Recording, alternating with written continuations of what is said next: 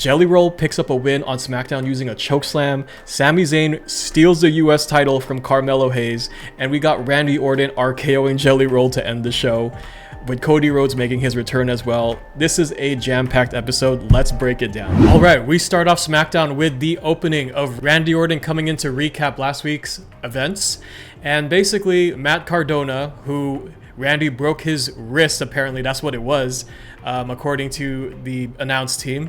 He comes in and boops Randy Orton right in the head, which made for a pretty funny moment, but hey, he got his revenge, bro. Gotta hand it to him.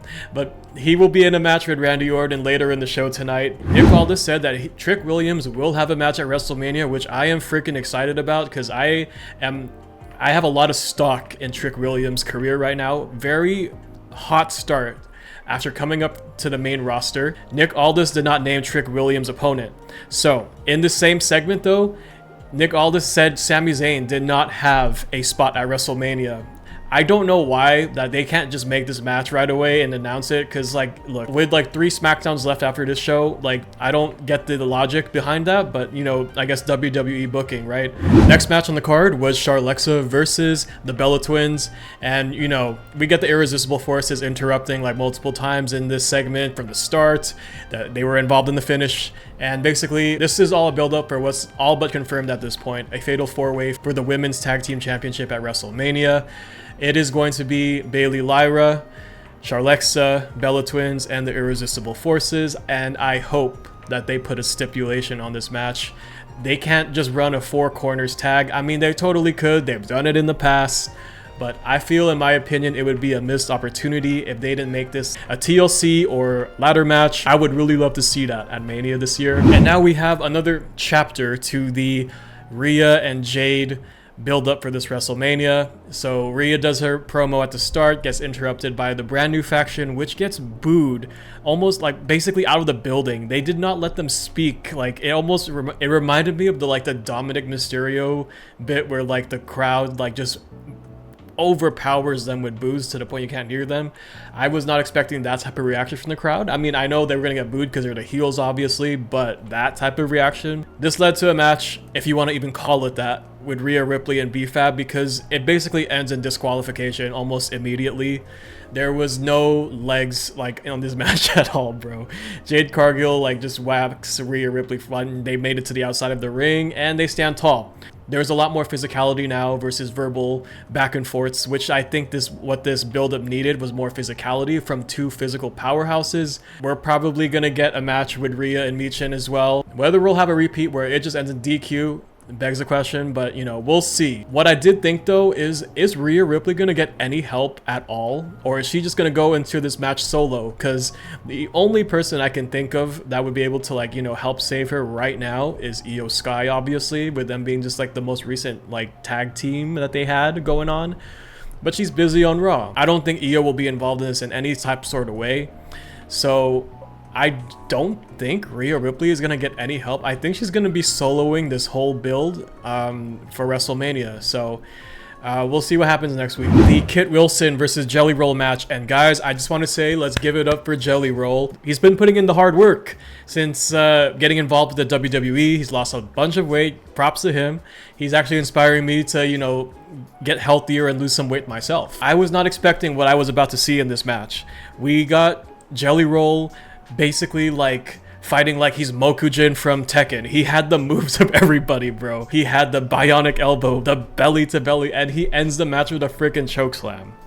And Kit Wilson, also props to him, bro. He sold the crap out of all the things that Jelly Roll was doing. Yeah, it made for a good moment. I liked it. Whether Jelly Roll has more stuff planned for Mania, we have yet to see at this time. Everyone on the internet was like clamoring for him to do something off the top rope, because we all know, if you don't know who Santi Zap is, everyone wanted Santi Zap to oil up. I feel like with the way things are going for him, as long as he continues, we can see that happening. But Santi, you were safe tonight, bro. Carmelo Hayes US Open Title Challenge.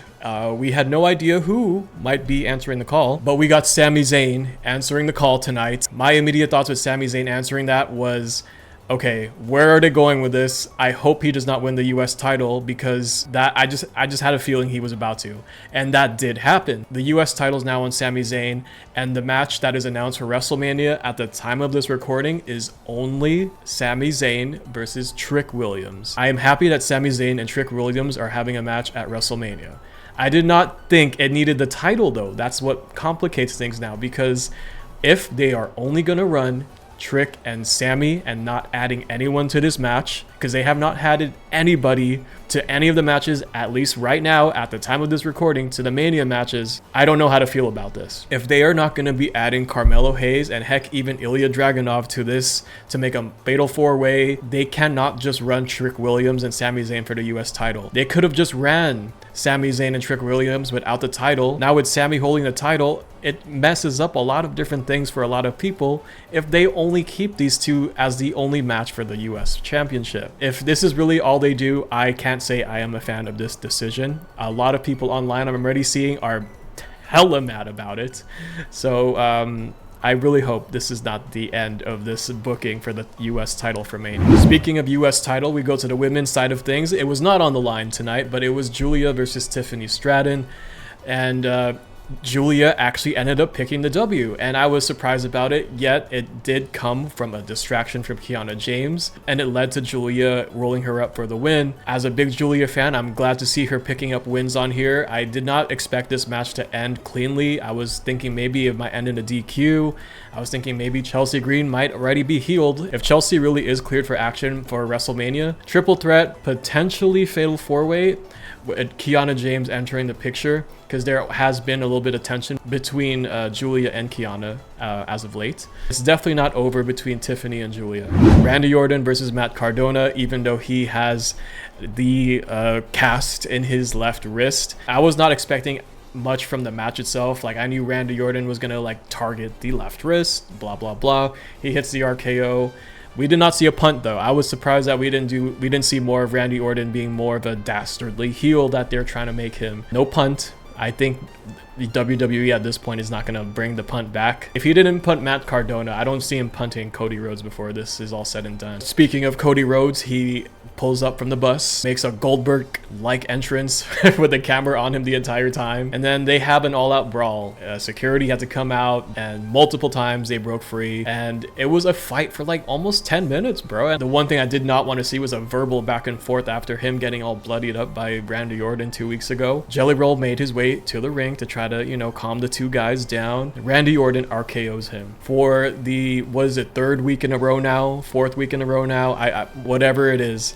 The crowd did not boo him. This RKO on Jelly Roll was supposed to paint him as the even more dastardly evil heel. I've said this many times, but he could do the most heelish, dastardly things possible, and the crowd will not boo him. I feel like WWE is really trying to get the crowd against Randy Orton, but it is not gonna happen, bro. It is not. There is nothing this man can do that will get him booed at this point. However, one thing I did want to talk about as well is who is behind these phone calls he's having. There have been a lot of theories out there that it could be Ted DiBiase Jr., it could be Ric Flair, it could be Kevin Owens, it could be The Rock, it could be Cowboy Bob Orton, his dad. I haven't really put much thought into who it could possibly be. I don't think it's Ted DiBiase Jr., even though he's gone online and tried to pretend that, you know, he's the one that's doing it.